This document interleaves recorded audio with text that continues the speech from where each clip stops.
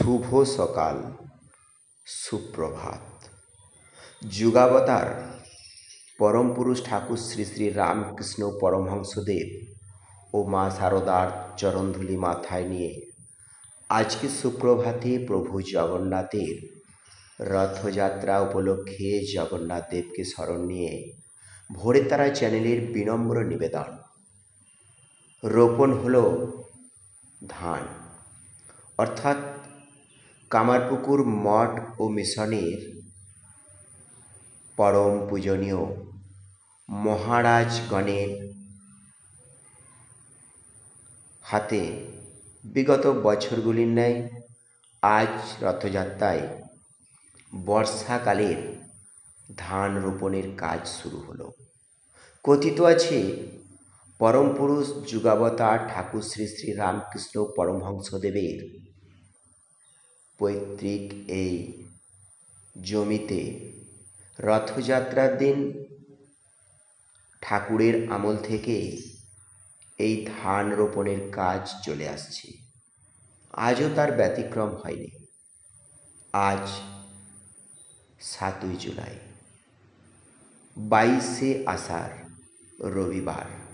প্রভু জগন্নাথের রথযাত্রা উপলক্ষে বরুল মাতারা মাতৃআশ্রম পরিচালিত সঞ্জয় দেবের ভোরের তারা চ্যানেলের ক্যামেরায় আজকের বিনম্র নিবেদন। দূর দূরান্ত থেকে, পৃথিবীর বিভিন্ন দেশ থেকে বছরের বিভিন্ন সময় কাতরে কাতরে ভক্তরা ছুটে আসে ঠাকুরের দর্শনে। আজকেও ঠাকুরের দর্শনে অগণিত যাত্রী এবং ভক্তরা ছুটে আসবে ঠাকুরের দর্শনে। আপনারাও যাবেন, সকলকে সাদর আমন্ত্রণ।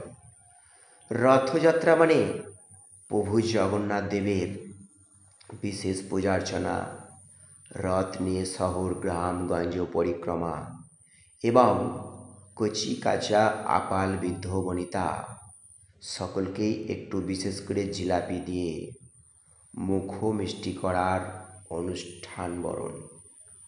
অপরূপ সুন্দর দৃশ্য আজকে সাত সকালে কামারপুকুর মঠ মিশন চত্বরে যুগাবতার পরম পুরুষ ঠাকুর শ্রী শ্রী রামকৃষ্ণ পরমহংসদেবের এই বাস্যভূমি জমিতে।